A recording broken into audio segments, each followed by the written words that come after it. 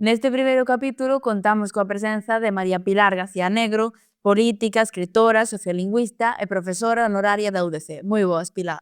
Ola, moi bon día. Feliz de partillar este tempo con longa lingua. Xa no 1991, María Pilar García Negro defendeu a súa tese de doutoramento, que foi a primeira realizada sobre a lingua galega e a legislación lingüística. Polo que nesta ocasión imos falar un pouco do tratamento do galego na legalidade cunha voz experta. Dende que defendeu a súa tese xa hai 30 anos, actualmente como califica a situación da lingua galega no ámbito legal?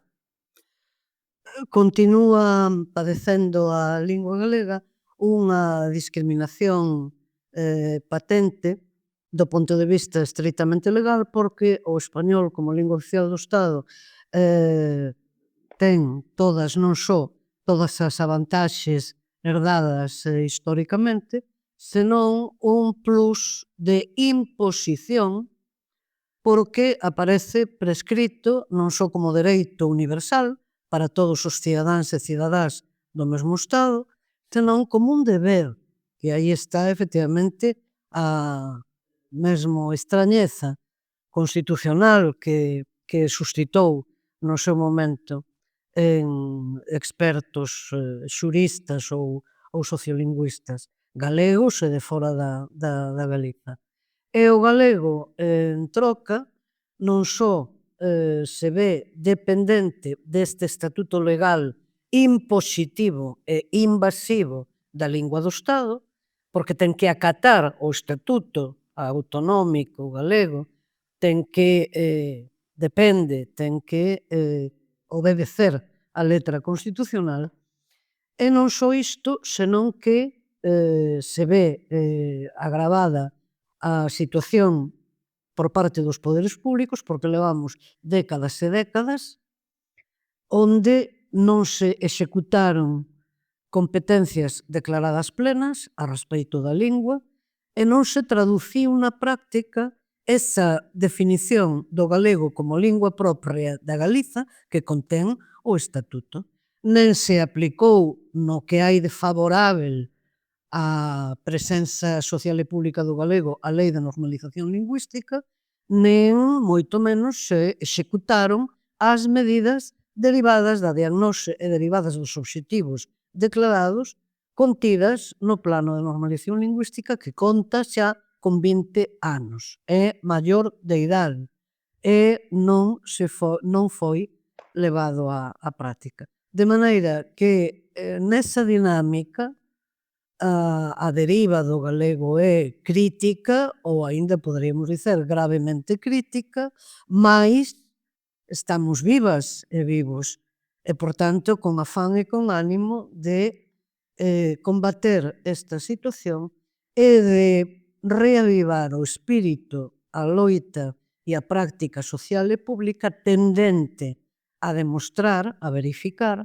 que o galego debe volver ser a lingua unitiva de todas e todos os galegos, independentemente de se teñamos nacido nunha cidade, nunha aldea, nunha vila, de que pertenzamos a clases sociais diferentes, de que teñamos, obviamente, ocupacións ou traballos ou idades xa ora tamén como toda a sociedade viva diferenciadas e, insisto, este sería o obxectivo xeral, mais hai que porse, claro, maus á obra, cousa que a Mesa pola Normalización Lingüística leva facendo desde o seu nacemento en 1986. Por iso é tan positivo que exista e que continúe avivecendo esa necesaria conciencia sobre a lingua galega en toda a sociedade e por todo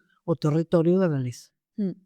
E atópase a lingua galega desamparada pola legislación?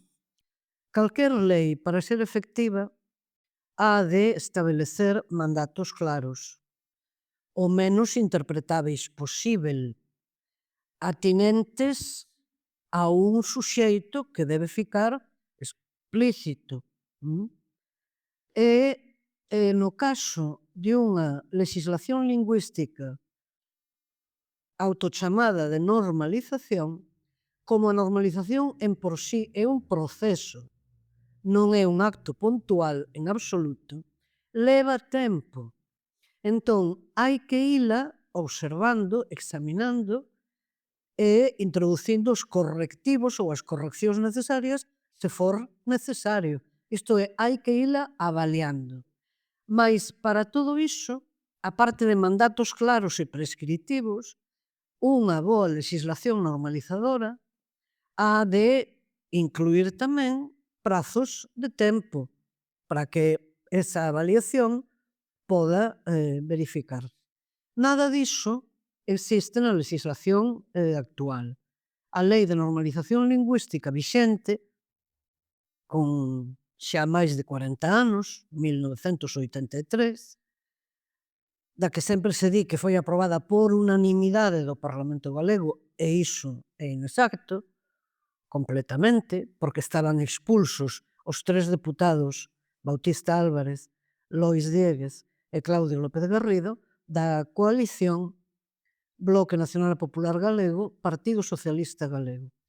Por que cito este feito? Porque este grupo político apresentara unha proposición de lei de normalización de uso da lingua galega moito máis clara, moito máis concreta, prescritiva e, sobre todo, comprometedora do deber dos poderes públicos. E despois unha serie de medidas gradualistas no ensino, por exemplo, e noutros moitos ámbitos de existencia e de actuación social e pública.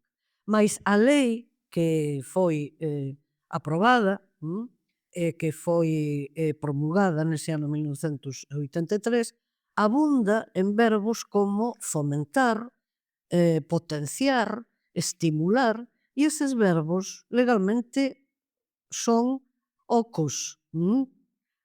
Imaginemos que se nos ocorrese nas normas de tránsito viario de vehículos fomentar que circulásemos pola dereita. Ben, ou estimular que debemos parar ante un sinal prohibitivo de stop, pois estaríamos todos feitos fosfatina. De maneira que, insisto, esa sería a lei conveniente. Se a isto engadimos, aínda por riba, como antes indiquei, que arrastamos décadas onde non houbo política efectiva, continuada, perseverante e avaliada a prol da lingua galega, pois entón, claro, o problema agrándase. E o problema agrándase porque a dinámica social e política levou a unha hiperpresenza maior aínda, máis hipertrofiada, do español como lingua oficial do Estado. Só temos que pensar nas canles televisivas, por exemplo, existentes, na multiplicación de medios audiovisuais, no bombardeo de consumo para nenos e adolescentes, ou no imperio tamén do inglés, que se conceptúa como absolutamente imprescindível mesmo do ponto de vista laboral, até o extremo de que pode ter en certos ámbitos máis dereitos de cooficialidade recoñecida o inglés como o idioma do imperio, do amo universal, que o propio galego na súa terra. Entón, todo isto deseña un panorama moi negativo que, insisto e reitero, compre reverter e podémolo facer. Hai un anaco que falamos tamén do Plan Xeral de Normalización da Lingua Galega e previamente a este plan, que agora cumpriu 20 anos, xa existía outra legislación neste senso? Non, pero existiu a proposta, claramente.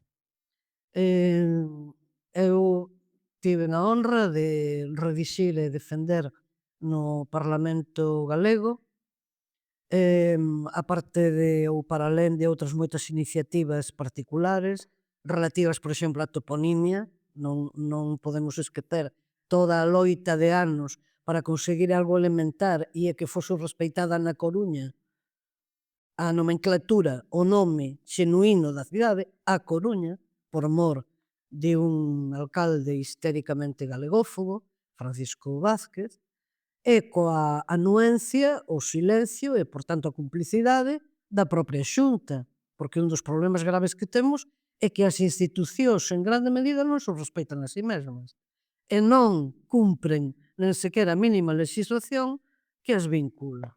Ben, entón, digo que, para alén de moitas iniciativas relativas á toponimia, a presenza necesaria da lingua galega como vehicular, gradualmente incorporada en todos os graus de ensino. A presenza e apoio da lingua galega na pastoral, na liturxia e en todos os actos e en todo o patrimonio, visibilidade en todo o patrimonio histórico-artístico da Igrexa Católica. Nos medios de comunicación, por suposto, e en todo o que estaban recebendo con esa epígrafe orzamentaria de axuda á normalización. Baixo esa denominación téñense pago un volume enorme de actividades que non tiñan nada a ver co amparo e a utilización directa da lingua galega.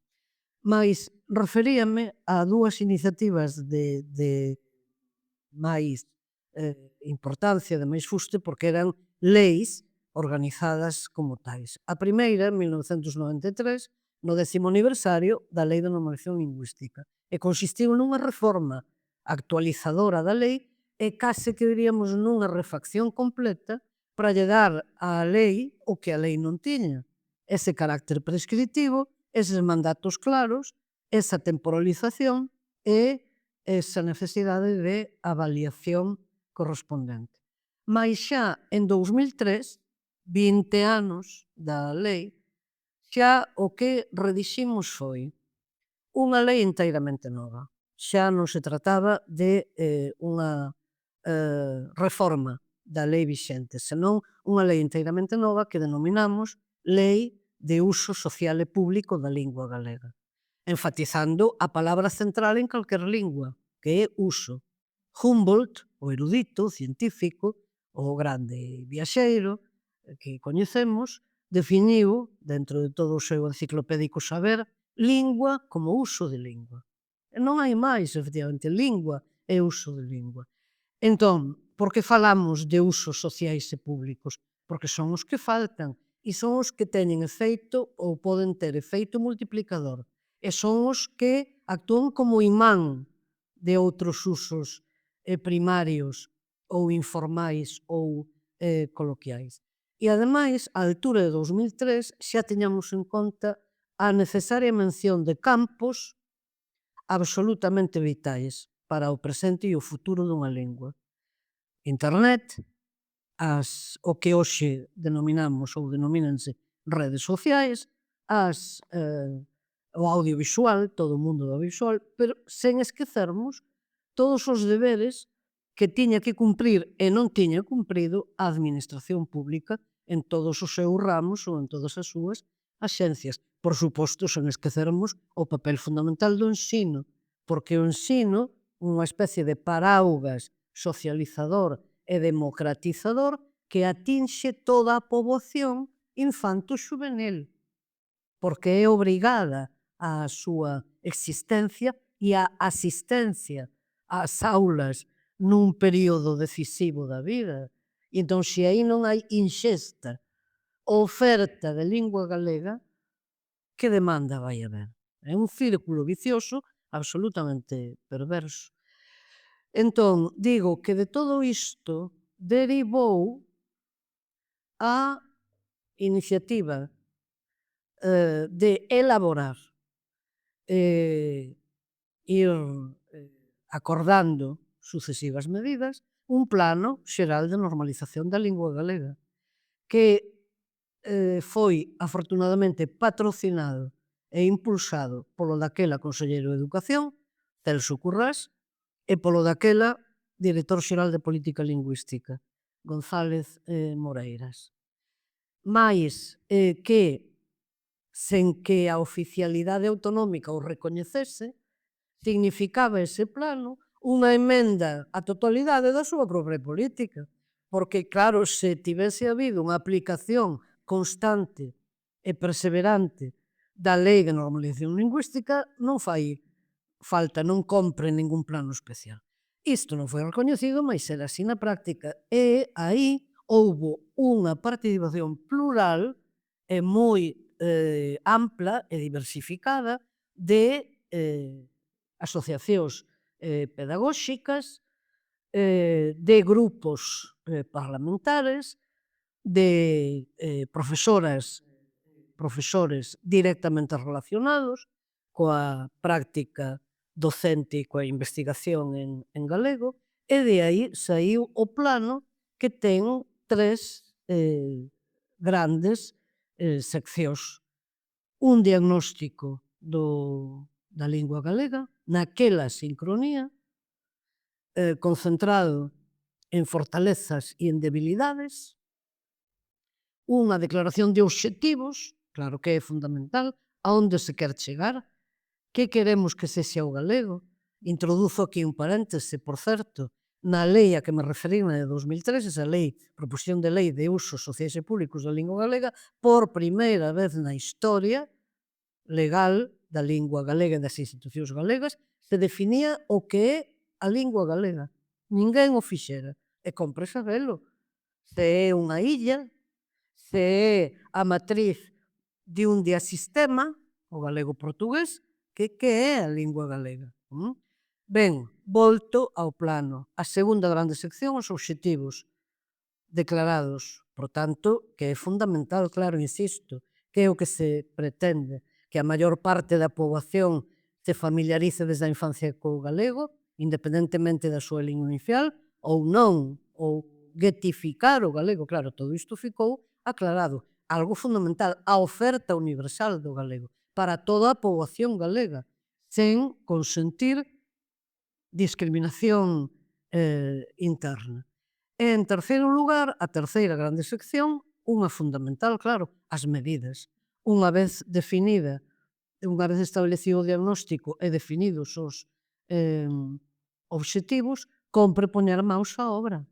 E entón aí coido que a nosa intervención foi tamén importante porque foi continuada e foi significativa no sentido de concretarmos ao máximo en todos os ámbitos da vida social.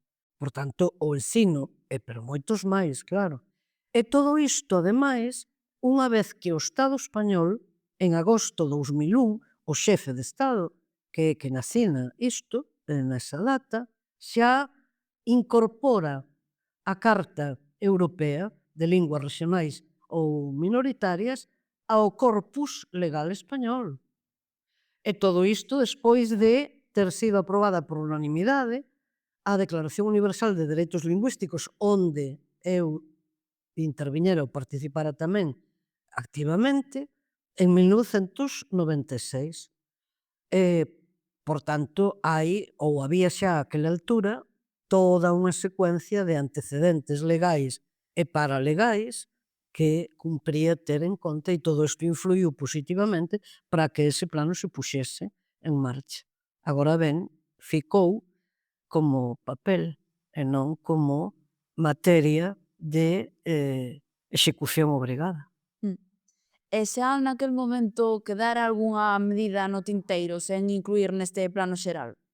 Non, porque realmente ficaba a porta aberta, no espírito tamén da propia carta, a novos campos de existencia previsível da lingua. O que acontece é que hoxe, claro,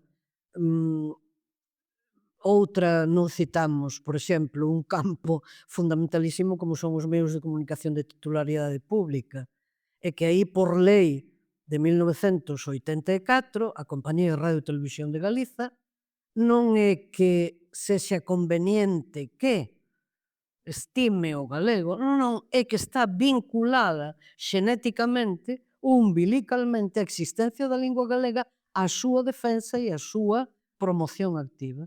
E isto non só non se cumpriu, senón que a piorou moitísimo. Mais claro, xunto con estas dúas sociedades públicas que pagamos todas as galegas e todos os galegos en contribuintes. Logo temos hoxe, a diferenza de 2004, un campo audiovisual para a infancia, para a mocidade, en xeral filmográfico, informativo ou pseudoinformativo, pero claro, moitísimo máis amplo. Mais insisto, o plano haberá que comezar por aplicalo e non contén nada que pexe a ampliación a novos campos ou a novos ámbitos de uso social e público. Como estaba comentando, que este plano xeral ten xa 20 anos, pero aínda non está aplicado na súa totalidade. Non na súa totalidade, nen parcialmente tampouco. Porque non houbo. O plano, a virtualidade que tiña é unha imaxe ou unha atención holística. Por tanto, total da lingua. Unha lingua normal é ubicua, é interclasista, abranxe campos de uso moi diversos e, sobre todo, conta co enorme peso que ten a transmisión social e pública de prestixio e de, como antes indiquei, imán de usos e de novos falantes. Ben, entón, esa virtualidade positiva do plano pasaba por estabelecer medidas concretas de uso progresivo, gradual, porque ninguén quería ou quer queimar etapas, iso na normalización dunha lingua non é posíbel, mais en todos en campos moi diversos. Entón, establecíanse, claro, mínimos que deberían ir medrando coa pasaxe do tempo. En onde? No ensino, na xustiza, nos medios de comunicación, naturalmente no uso da propia administración, que debía estar sempre garantido, e así conceptuábamos que só dese xeito cobraría sentido a declaración de dereitos para os galegos e galegas. Porque por moito que estabelezamos un dereito, se non temos uns poderes públicos que o garantan, claro, non val. Isto en todos os dereitos recoñecidos legalmente. Cando se discutiu hai moitas décadas o establecemento legal do divorcio, sempre se subliñaba, estou falando dos derradeiros anos da década de 70, a onde me remonto xa, sempre se subliñaba que para que ese dereito fose posíbel, cumpría que existise unha abogacía de oficio, é dicir, que fose un dereito exercível independentemente da capacidade económica do ou da peticionaria. Porque senón non sería así. Para podelo exercer se necesitasen moitos cartos para pagar o abogado ou a abogada correspondente, pois entón iso non. Pois ben, mutatis mutandis, aquí, para que na legislación lingüística, para que os dereitos cobren, insisto, algún sentido, para que a súa declaración teña algún sentido, precisase, obviamente, que exista o deber dos poderes públicos e que este deber permita o exercicio dese dereito. Porque senón, a que porta petamos? Cando realizamos tantas reclamacións. Cando eu ou calquera, eu ou vostede ou calquera galego ou galega, telefonamos ou comunicámonos por escrito cunha entidade bancaria, coa empresa de suministración de augas, co concello ao que pagamos, coa empresa eléctrica, con, en fin, coa redacción do noso historial médico. Claro, si efectivamente a quen reclamamos? Si non hai alguén que previamente teña establecida a normalidade do exercicio dese dereito e teña interese en, naturalmente, e entón en dalo a ler. E o que ten acontecido e aínda que podan resultar anécdotas, pero son dunha gravidade extrema. Como se pode penalizar a unha nena en idade escolar que cometeu o incrível pecado de usar Galiza? E efectivamente foi penalizada.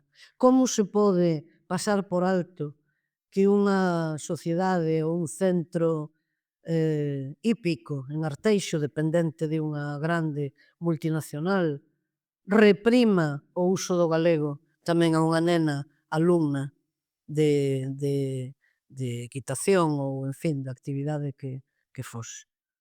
E un etcétera enorme, longuísimo. Por poñer, vamos, poderíamos botar minutos e minutos engadindo cantidade e cantidade de casos absolutamente vergoñentos. E nestes 20 anos dende a aprobación do Plan Xeral, non houbo vontade por parte dos poderes públicos para aplicalo? Polo que comentaba vostede que aínda sigue Non, constantemente non, porque é perfectamente esa falta de vontade que na realidade supón vontade activa, non só de que fique o statu quo hexemónico do español como lingua oficial do Estado, senón aínda de que aumente. Esa vontade é fotográficamente, diríamos, entre aspas, simétrica e absolutamente coherente co goberno da comunidade autónoma e a súa entrega servil ao Estado e ás directrices da Unión Europea e das multinacionais. Entón é perfeitamente, se queremos utilizar un exemplo flagrante de hoxe, hai unha coherencia total entre que a Xunta sexa, incrivelmente, a promotora de unha industria como a de Altre que supón a ruína económico-ecolóxica en pleno corazón da Galiza, con danos ambientais terríveis. Entón, simetría total, digo, entre esta actuación ou outras máis, moitas que poderíamos citar, de patrocinio directo das grandes empresas eléctricas, das multinacionais e tamén do papel que se lle fai xogar dentro dese deseño europeo e español a Galiza. Simetría total, digo, entre isto e o papel que se lle concede á lingua. Entón, aí, nese esquema político e de futuro, absolutamente entregado, onde seríamos moito máis aínda un territorio sen alma, sen personalidade, coa xente nova emigrando, como sempre xa nunha tradición contemporánea fixo, cunha economía colonial, en beneficio só da conveniencia do gran capital. Ben, pois entón aí, nese panorama, a lingua galega sobra. Porque a lingua galega, se algo significa, é que quen a practicamos oralmente e por escrito e de forma xeral e única aquí na Galiza, e as 24 horas do día e os 365 ou 66 días do ano, se algo significa é que exteriorizamos o que somos galegos e galegas, nen máis nen menos. Entón, iso sobra. Por que? Para aquel deseño proxectado sobre nós. Sobra porque sobran os povos, porque queren facer de nós fotocopias ou clons ou semovientes que tanto sexamos de un lugar como de outro, que tanto residamos aquí e traballemos aquí e queiramos defender esta nosa terra, como se nos toca darlle ao zoco a Hong Kong, pois compre ir a Hong Kong. E quen di Hong Kong di Wisconsin de arriba ou Massachusetts de abaixo. Tanto me ten.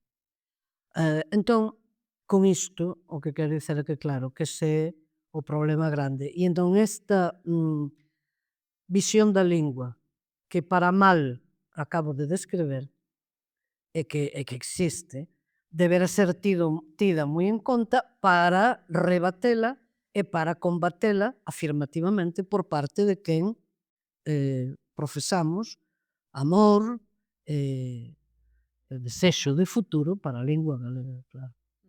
É dicir, que moitas veces a contra ten as cousas máis claras que nós mesmos. E a este plano xeral, actualmente, despois de 20 anos, engadiríalle novas medidas para actualizarse ao tempo actual. Sí, por suposto, novos compromisos a respecto das dúas sociedades da Compañía de Radio e Televisión de Galiza, reposición de programas, eliminación de todas as parvadas desfeitas, diglóxicas e castrapeiras que está ofrecendo agora. Por suposto, novas medidas sobre a cinematografía e a súa necesidade vital para que o galego exista en todo o campo audiovisual, nos medios de comunicación para establecer baremos e parámetros concretos de directo apoio daqueles que utilizan o galego e só o galego.